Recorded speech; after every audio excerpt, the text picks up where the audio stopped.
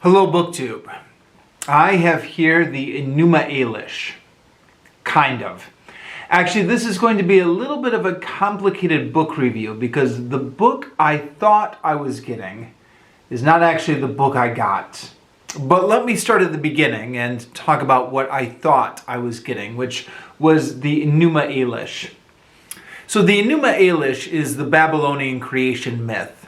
Like most or all, maybe, of Babylonian literature, it was lost to civilization with the fall of Babylon and was not recovered until archaeologists began digging around in that area. And I believe the Enuma Elish was found in 1849 by archaeologists.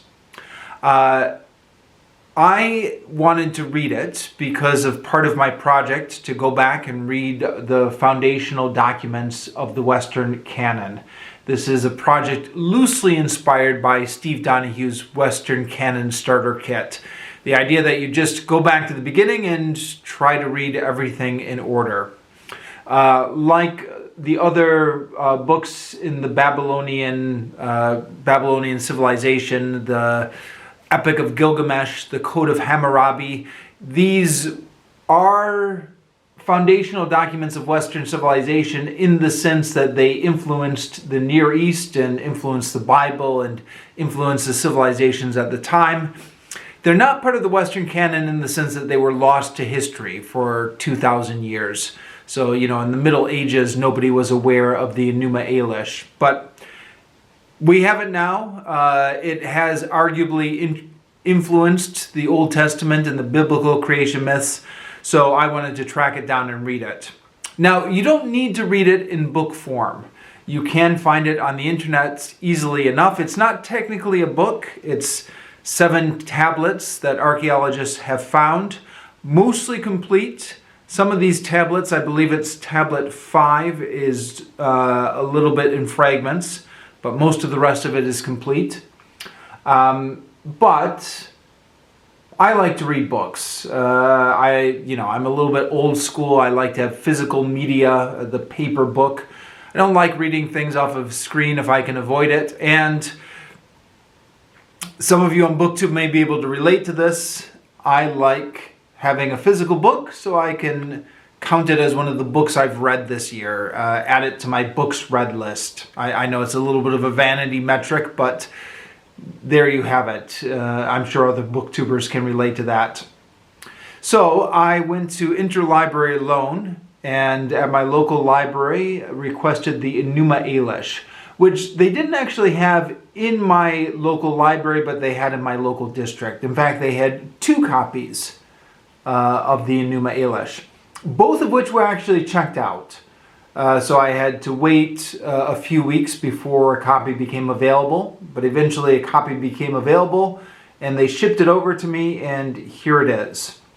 Now, one of the things about ordering something on Interlibrary Loan is you don't actually get to see it until it arrives at your local library, and then you can check it out and discover what you've got. So you can see here, it's the Enuma Elish, the original text with brief commentary. So I thought I was getting some extra scholarly commentary on that, which I figured, great. I could always use a little bit of extra commentary, something to help me understand this a bit better. But it turns out, and this is where this gets a little complicated, the extra commentary is commentary on how the Enuma Elish is talking about not the Babylonian creation myth, but space aliens. And it turns out that the guy who does the commentary, Ken Goudsward, I believe is how you pronounce that name, is a bit of a self-taught expert and an enthusiast on UFOs and ancient civilizations. His previous book was UFOs in the Bible, which I've not read, but I believe he goes through and comments on how different biblical passages are actually references to space aliens or UFOs. So I regard this as just kind of crackpot theories. And hopefully Ken Goudsward is not actually watching this video, but if he does find it and he does watch it, Ken, for whatever this may or may not be worth, it's not personal. That's a category designation. So I don't have any reason to think that you personally are a crackpot. I just regard the type of people who have theories about UFOs or theories about UFOs and civilization. I categorize that whole type as crackpot theories, if that makes sense. It's a category designation, not a personal designation. Okay. That being said, the older I get, the more I'm trying to approach everything with a little bit more humility and say, what do I know? Am I an expert in this? Have I researched it thoroughly? Can I categorically state that the Enuma Elish isn't about space aliens? I mean, I don't think it is, but I'm not an expert in Babylonian literature, so, take what I say with a grain of salt, do your own research. I tend to be skeptical. So what we have here is the Enuma Elish, and the introduction claims that it's edited slightly, and so I thought, oh great, okay, it's changing the original text to make it more space alien-y. But I did go and check this with some of the versions of the Enuma Elish online. And this does seem to be the original text. If it's edited slightly, I didn't catch any of the parts where it was edited with. So let's assume this is just the authentic original text. So you've got the text of the Enuma Elish, but on top of that, you've also got it intermixed with commentary about how it's about space aliens and biotechnology and these ancient civilizations, etc. It's on one hand, it's kind of interesting. I mean, like I said, I don't actually believe it, but it's something to think about. So what I mean by that is, when you read through the Enuma Elish, you're reading this ancient epic about the gods fighting.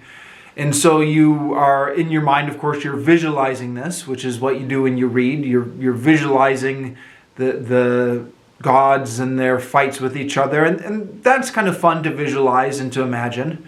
And then as you're going through this, you're getting the commentary about how it's not really about gods, it's about space aliens and their spaceships and the different space colonies. And so now you've got that image going on in your mind. And again, I don't think the Enuma Elish is actually about space aliens, but you're visualizing it as you're reading the commentary.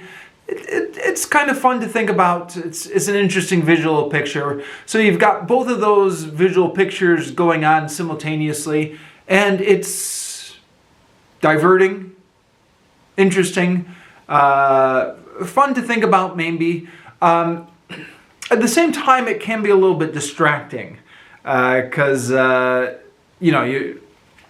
part of you just wants to focus in on the original epic and digest that in its original terms without this commentary about how it's really about space aliens. So, this was not the Enuma Elish I thought I was getting. And in fact, I think it's kind of interesting that my district library had not one but 2 copies of this. I mean, it seems like it's independently published, right? Dimension Folds. It's got to be some sort of smaller indie publisher, right? Is this self-published? I mean, it's the kind of thing I would expect to find being sold on the internet, but not being stocked in the public library.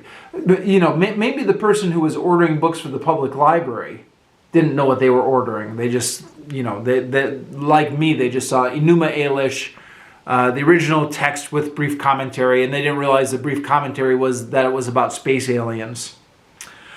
At any rate, I kind of feel like this isn't the ideal way to study the Enuma Elish if your mission is like mine is to just kind of go back and read the ancient texts on their own terms. So I'm going to try and make it a point to at some point track down another copy of the Enuma Elish. So I've been checking interlibrary loan. I don't think my state library carries any other versions of the Enuma Elish as a book by itself. But there's a book like Babylonian Creation Myths, which contain the Enuma Elish and other Babylonian literature.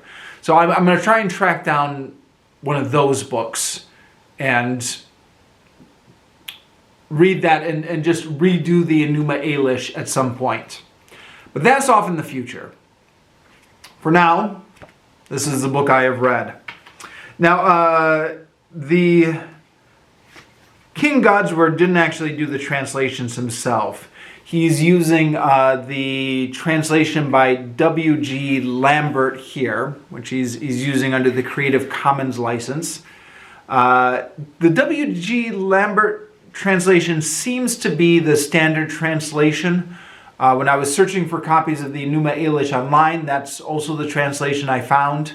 The other book in my library, The Babylonian Creation Myths, is also by W.G. Lambert. So it's using that, I guess, standard translation with his commentary here. So forgetting about the space aliens for a second, what is the Enuma Elish about on its own terms? And actually, while I'm on the subject, how many of you out there have heard of the Enuma Elish before? I've heard the Enuma Elish mentioned. I think I first heard about it in 6th grade, or 7th grade maybe, in my Bible studies class. So we were studying the creation myths in the Bible. I went to a Christian school growing up.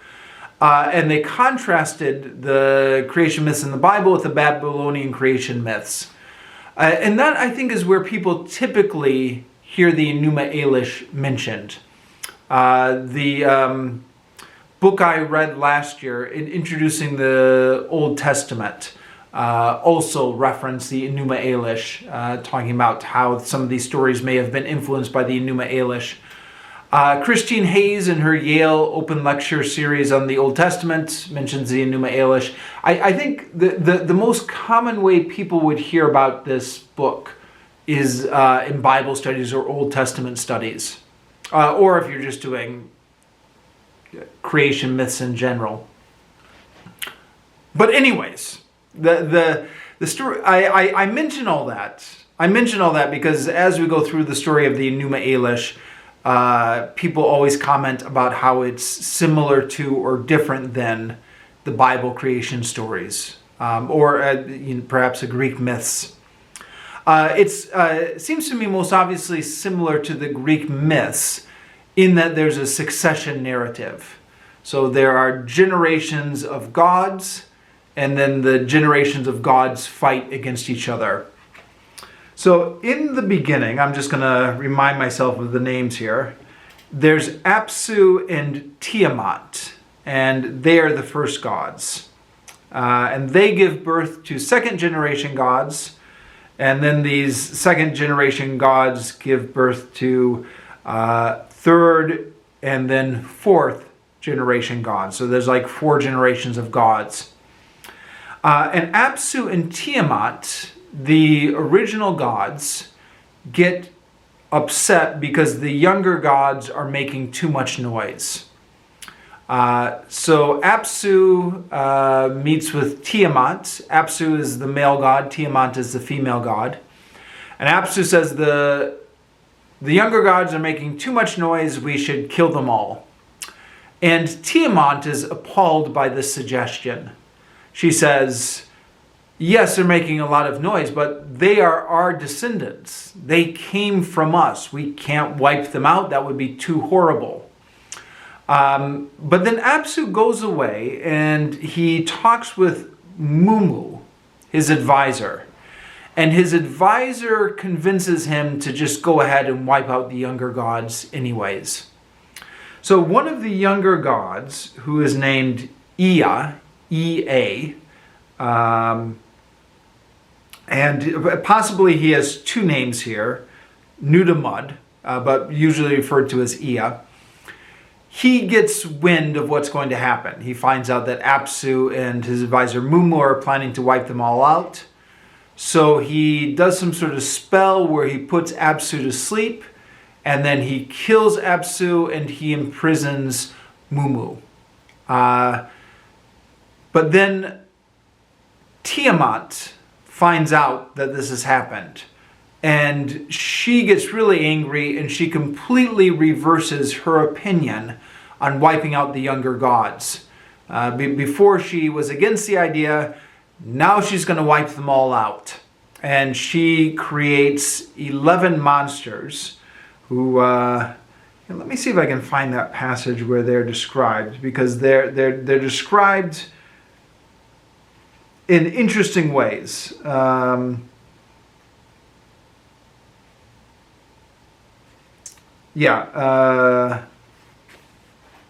They don't really do anything, but they sound really cool when she creates them. So she created the Hydra, the Dragon, the Hairy Hero, the Great Demon, the Savage Dog, and the Scorpion Man. And then fierce demons, the Fish Man, the Bull Man.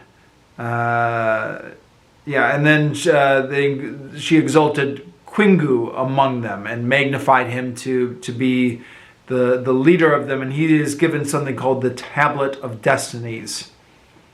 Now, unfortunately, we don't really get like a showdown between these scary monsters and the gods. I mean, we do, but it's not really described in any interesting detail. But, you know, if somebody out there in Hollywood would like to make a movie out of this, wouldn't it be kind of cool to see the Hydra, the Dragon, the Hairy Hero, the Great Demon, the Savage Dog, the Scorpion Man, the Fish Man, and the Bull Man? I mean, there's some potential there for interesting visualizations of all these monsters fighting against the gods. Anyways, all the gods get scared, and Ea and the rest of the gods eventually appeal to Ea's son, who's Marduk. So I thought this was a little bit interesting, how the heroic god just kind of changed in the middle of the story. So it's Ea who initially fights against the older generation of the gods and kills Apsu and imprisons his advisor Mumu. But then when Tiamat gets really angry, Ea just kind of wimps out and says, oh, it's too awful, we can't face her. Let's see, Ea's father Anu at one point is going to go down to confront Tiamat, but as he starts getting closer to her, he gets really scared by how ferocious she is. So he retreats, and they're all saying, oh, there's nothing we can do. And then they say, okay, Marduk can save us. So Marduk is the son of Ea. He is sometimes referred to as Bel. And after I read this book, or while I was reading this book, I was listening to an audiobook on YouTube to help me kind of absorb it more fully and consolidate it. And on the audio recording, they sometimes refer to, they pronounce Bel as Bel, which sounded to me like Baal from the Old Testament. Marduk is also, Marduk or Baal is also referred to as like the storm god, which again was Baal's role in the Old Testament. So yeah, I looked this up on Google, Wikipedia, and apparently the Marduk and Baal is linked to the Semitic god Baal from the land of Canaan. So there you go. Anyways, Marduk or Baal is going to be the new hero. All the gods say, please save us from Tiamat. And Marduk says, okay, I'll do it if you make me the leader of all the gods. And they say yes. So he has a fight against Tiamat. She tries to swallow him, but Marduk is equipped with all these weapons and with the four winds. So one of the winds goes in Tiamat's mouth when she tries to swallow him. And then Marduk, I forget if he uses a spear or an arrow, but while Tiamat is filled up with this great wind, he slays her with one of the weapons. And then he uses her body to create the heavens or the earth. So I guess he slices her in two and separates the earth is the lower part of her body, and then the upper part of her body becomes the heavens. And yeah, I guess this is where we get the compare and the contrast with the Genesis myth. It seems to me, and as always, take me with a grain of salt, I'm not an expert, but the impression I get is some people use this story to emphasize how different Genesis is from this myth, and say, this is what the Babylonians believed and the Hebrews believed something completely different. And some people say that this was influencing the Hebrews when they created Genesis, because there are similarities like the separation of heaven and earth. It's not a violent story in Genesis, but the same way that the gods separated the two spheres or firmaments of heaven and earth. And then if I'm remembering right, Christine Hayes in her lectures on the Old Testament says that the Genesis story was different than the Enuma Elish, but the violent creation myth of the Enuma Elish parallels to that can be found in some of the Psalms and the book of Job. So, either completely different to the Old Testament, or the Old Testament shares similarities to this, depending on who you're listening to. And that's, sorry, I was going to say that's pretty much the story, but I forgot the most important part, which is the creation of humans. Okay, maybe not the most important part, but an important part. So Marduk imprisons the Tiamat's monsters. He creates the Tigris and the Euphrates, I believe, from Tiamat's eyes, if I'm remembering correctly. And then the gods have a big celebration, and they want to create humans to lessen their load, or to help to serve them. And they need somebody's blood to create humans. And so they nominate Kingu, who was the head of Tiamat's monster squad, who Marduk has just captured. And they kill him and use his blood to create humans. And then they want to create a great temple, so they create the city of Babylon. So this is a Babylonian creation myth. According to Wikipedia, I think there were different versions of this myth for different cities. But I guess the Babylonian one was the most famous one. And then the end of Tablet 6 and Tablet 7, they're just listing names for Marduk. They have 50 names that he's given. So, for example, the destroyer of every rebel, of all the disobedient, who brought all the fugitive gods into the shrines, let this name of his be exalted. As Azuzagurim, sixthly, let them all together and everywhere worship him, who himself destroyed all the foes in battle. Ibululu is he, the Lord who supplies them abundantly. So it's just listing names and giving him praise for Tablet 7. According to Wikipedia, this is another possible influence on the Genesis creation story. The fact that there are 7 tablets might correspond to the 7 days of creation in Genesis 1, possibly. So yes, that is the Enuma Elish I have omitted from my discussion. Ken Goudsward's theories, which are interspersed in this book, which is that these are about advanced beings who are creating space colonies and biotechnology. Like I said, I don't believe any of that for a second, but it's interesting. Interesting to think about. So if you get this version, you can read his theories interspersed with that. Yeah. So how does this rate as a reading experience?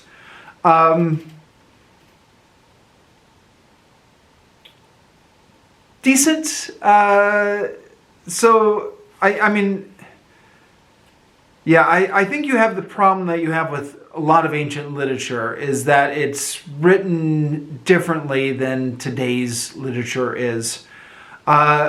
I had the problem that I sometimes have when I'm reading one of these old classics, is my mind will start thinking about other things, and I won't be paying attention to what I'm reading on the page, and then I'll be like, oh, I need to go back and reread that. My mind was wandering.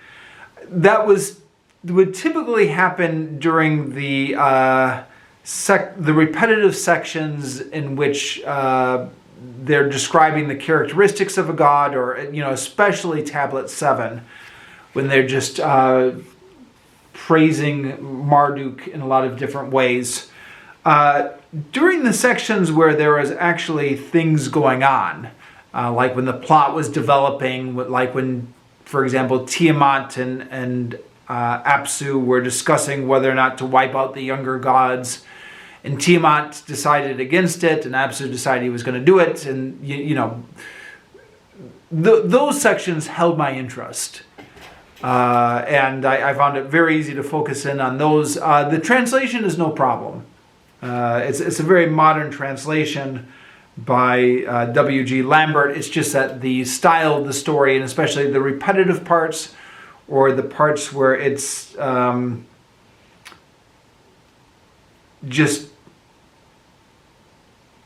describing the attributes of a certain god or divine figure, I sometimes tended to lose interest on. But yeah, on the whole, it's interesting. Like I said, the first time I encountered this story was in 7th grade Bible class. And if memory serves, the way it was presented to me in the textbook we were using was Marduk killed Tiamat, and he used Tiamat's body to create heaven and earth. And that was just the story as I got it at that time. So to read the whole thing and find out that the plot is actually a little bit more complicated. There's a few backs and forth. It's not just Marduk kills Tiamat. First, there's all these gods being born. Then Tiamat and Apsu disagree on what to do. Then Ea kills Apsu. Then Tiamat gets mad. And finally, Marduk is called upon to kill Tiamat. A few more things going on in here than I realized there would be. And I found that interesting. So, do you need to read it? You probably don't need to read it. You can find YouTube videos summarizing the story quite easily on YouTube. I think Extra History as a video summarizing it with animation, etc. But if you want to read it, it's interesting. Yeah, see if you can track it down.